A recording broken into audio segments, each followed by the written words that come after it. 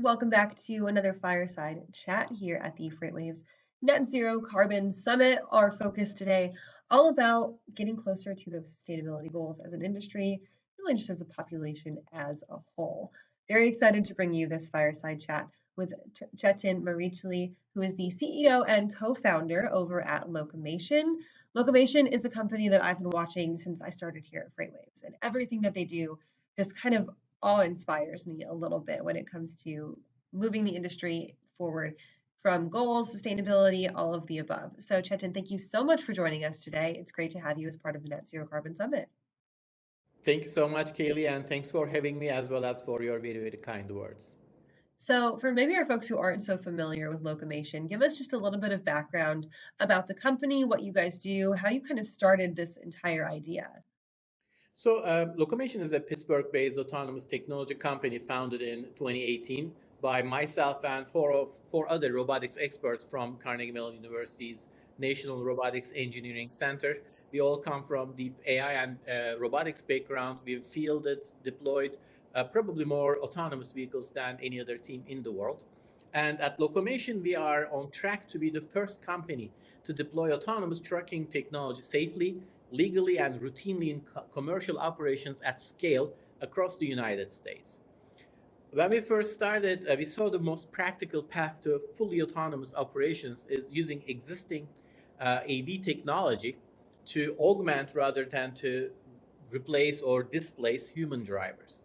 We focused on freight trucking and went after its biggest pain points, in particular, the need for more supply chain capacity and lower carbon emissions. As we all know, the demand for freight is just going up, and pandemic accelerated everything by probably 5 years or so, but the trends were going up anyways.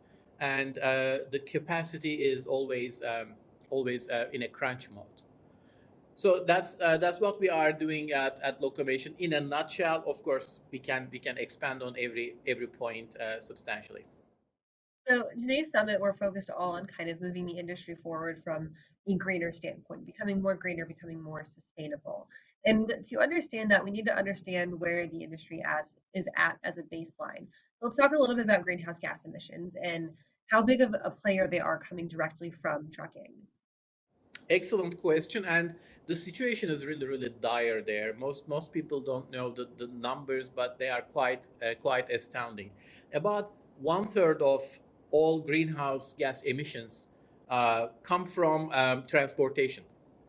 A About 80%, a little bit over 80% of all those come from road transportation, and about quarter of the road transportation greenhouse gas emissions come from medium and heavy duty trucking. So that is where we are focusing on. That is the vertical that's rapidly growing due to the recent explosion in e-commerce and advanced manufacturing techniques.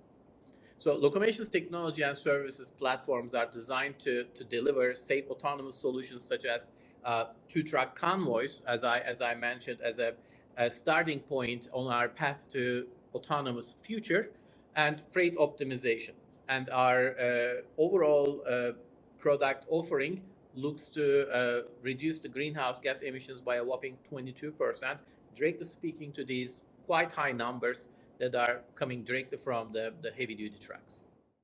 So I was recently at the Transportation Intermediaries Conference in San Diego and watched a panel all about the future of autonomous vehicles. And I'm actually moderating a panel this upcoming week at AUVSI, once again about commercialization of autonomy. And in this space, both the panel that I went and the panel that I'm planning on moderating really touched on this efficiency and the moderation of greenhouse gases and the savings that you can get from deploying autonomous technology.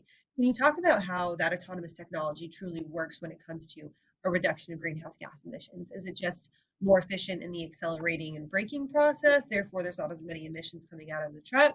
Tell me a little bit about that.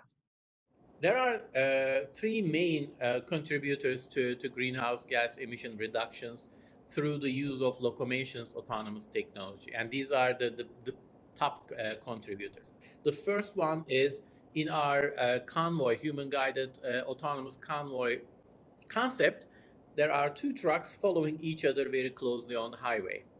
And two trucks following each other closely ends up creating a drafting and aerodynamic efficiencies so that both trucks actually end up saving roughly 8 to 10% of fuel because of that.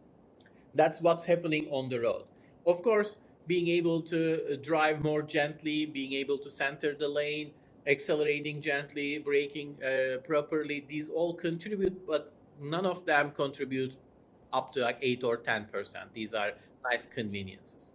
The other parts that our technology contributes to that's super important is from our freight optimization and scheduling backend with the help of proper optimization and scheduling of the trucks, the drivers, the trailers, the loads, we are able to reduce idling significantly because the trucks don't basically spend overnight at the rest stops idling or don't spend hours and hours idling, waiting for a load. Everything is scheduled in a very optimized way.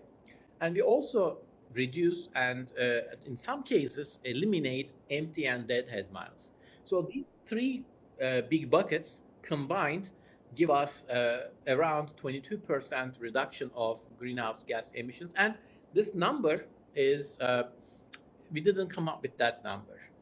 A third party independent climate scientist organization ran this process quantifying what is the footprint, what is the impact of locomotion's technology in terms of greenhouse gas emissions. And they came up with this number based on the data and the benchmarks that they came up with. And then their findings were also independently reviewed by another group of climate scientists, according to the climate protocol spearheaded by European Union and now being increasingly adopted by United States.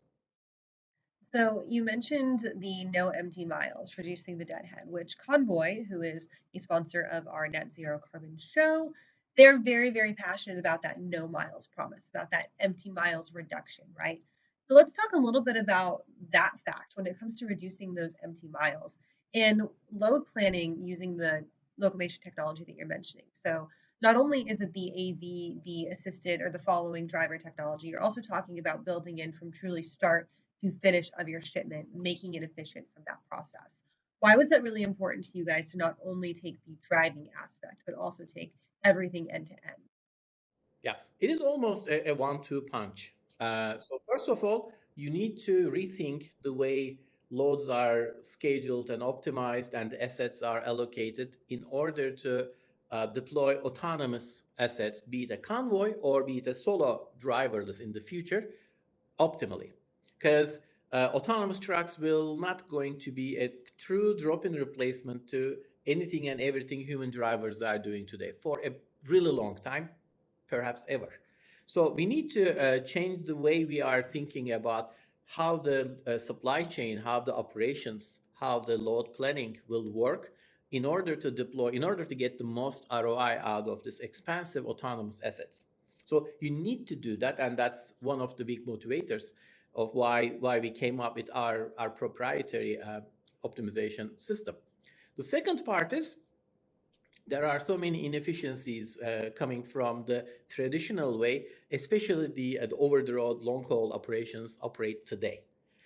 And if you can characterize what are the bottlenecks, if you can characterize what are the inefficiencies, you can actually do some process improvements for better operational excellence there. And that also goes through, interestingly, scheduling and optimization methods and how you approach these.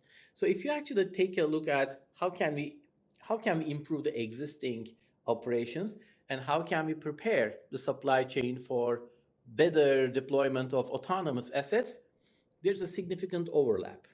It's not 100%, but there's a significant overlap. So we are basically bringing our magic sauce in the freight optimization and planning part to both gain benefits from optimizing the supply chain today with the manual operations of our customers. At the same time, we are preparing them frictionlessly for deploying autonomous assets when we start deploying our autonomous trucks. So for us, that makes perfect sense. And for our customers, it makes also perfect sense because we are not just looking for a relatively small near-term gain. We are starting with a near-term gain. We are connecting it to a much larger gain with the introduction of our autonomous technology. So long haul trucking and load planning is kind of that ripe fruit for the taking when it comes to deploying this autonomous space, right? And it's predictable, it makes sense. You're running long miles, it's hard to fill those seats with drivers who are experienced. So it makes sense to kind of build that in. And then, of course, the carbon savings is part of the bonus plan when it comes to that. Let's talk a little bit about the last mile, though. When it comes to last mile deliveries, you see a ton of carbon impacts. You see a lot of idling, you see a lot of stop and starts, a lot of short haul routes around cities. You see trucks just kind of chilling in parking lots sometimes. How does Locomotion work for a handoff with the last mile? You guys aren't necessarily involved in the actual delivery space of the last mile, but how are you guys working in partnership to hand off and to take kind of your benefits and push them further down the supply chain? It is, in some sense, similar to some of the optimization approaches that we are using for the line haul element in the long haul part. It is, it again is driven by having an aggregate view of what else is happening in the local delivery or the local and regional activities. What needs to happen between the real origin and where the handoff is going to happen for the autonomous, and vice versa. When the autonomous assets will deliver the load, and then there is another couple of miles, couple of tens of miles, that handoff happens. What's gonna happen in that last stretch? If you can look at these processes in different buckets, regional buckets and line haul buckets, and use again the secret sauce on each bucket properly, you can actually mix and match and line up and schedule for the optimal handling of the first and last miles, as well as the optimal handling of the line haul. So there are by properly specializing the local deliveries and line haul deliveries and coordinating them among themselves, maybe that's a good summary of it, you can actually draw benefits from both the local activities and the line haul activities. It's a bit of a delicate dance, and each little piece works together in its own way. It's a gigantic machine with a lot of gears turning. There's a lot of uncertainty. You have to come up with robust enough optimization methods to handle the unexpected. What if a driver gets sick, or what if a load is not ready, or what if there's road work and you have to reroute, and what if this and what if that? There are a number of scenarios that you need to be prepared for, and there are probably also other scenarios that you don't even know, but they might happen. So you need to have a wild card response to truly unexpected. Absolutely. So let's talk a little bit about AV and EV, or alternative fuels. I feel like sometimes those are kind of talked about in their own separate entities, in their own little buckets of secret sauce, if you will. But let's talk about combining those two into the potential for one. Or how do you see the future of autonomous vehicles interacting with the future of alternative fuel vehicles or electric vehicles? But there will be a significant overlap and joining forces for sure.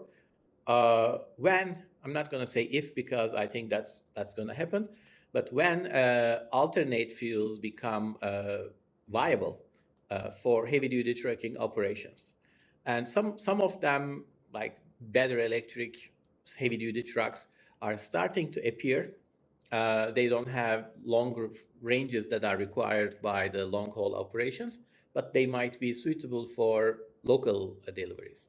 However, one important thing that needs to be solved, or that needs to be addressed there, is the duty cycle. So any new technology, initially at least, is a little bit more expensive, and it increases the upfront investment from the fleet's point of view. So uh, it, those assets need to be utilized as much of the time as possible in order to get a better return on investment. So ideally, we look to utilize all of our trucks, all of the trucks with our technology on them, at least 20 hours, ideally up to 22 hours a day. So effectively, your pre-trip and post-trip inspection, refueling, and maybe super light maintenance, the assets should be on the road and doing revenue generating work all the time. And that is a little bit of a challenge, at least in the foreseeable future, for the alternate fuel. So for the battery electric trucks, first you don't have the range that's required for the long haul, and it takes longer to charge a truck.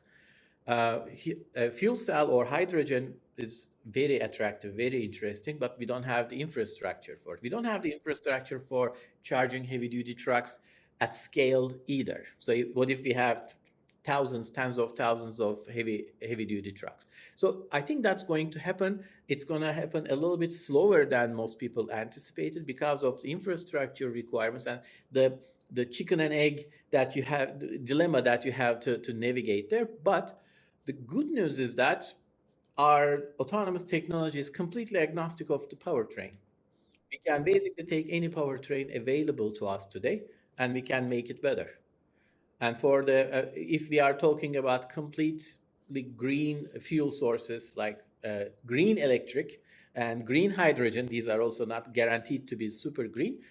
We will always be interested in spending less energy. So our over 20% reduction in energy consumption will always be an added benefit. And as long as we have to stick with the fossil fuels, significant reduction in the GHG will also be very important. But we are ready. We are waiting for the powertrain technology to develop. And last question for you. What do you guys see as the both near and far term future for Locomation? Where are you guys going this year? Where are you guys going the next 5 years? So this year is all about finalizing our technology development so we can get to the final stretch of validation and look to launch commercially next year. So it's right around the corner for us. We are very, very excited about it. So we are deeply focused on just let's build this product, validate that because we have customers waiting for us. We can't wait to make their operations better and help them become a better version of themselves. In the next 5 years, we will look to expand on our initial launch with operating on more routes as well as operating with different flavors of our technology. So we are starting with what we call autonomous relay convoy, a 2-truck, 2-driver convoy system. Right after that, we will look to launch our drone follower, which is a 2-truck, 1-driver convoy system. And in the next 5 years, we look to deploy tens of thousands of those convoys all across the United States as we use the learnings and the real world data from these convoys to improve and advance our autonomous technology for inching towards solo driverless. Thank you so much, Kaylee. Thanks for having me. Absolutely. So you can stay tuned to us here on FreightWaves for the rest of our Net Zero Carbon Summit. It's great to have all of you viewers here as well. If you're watching us on LinkedIn, on Facebook, on tv.freightwaves.com, we appreciate it so much. But still head over to live.freightwaves.com and get registered for this event through our events platform. There's still plenty of opportunity to network with our sponsors and with our demo providers, network with your other conference attendees as well. We've got tons more great fireside chats on the way. If you miss any of today's content, it will all be up on demand on tv.freightwaves.com. Stay tuned.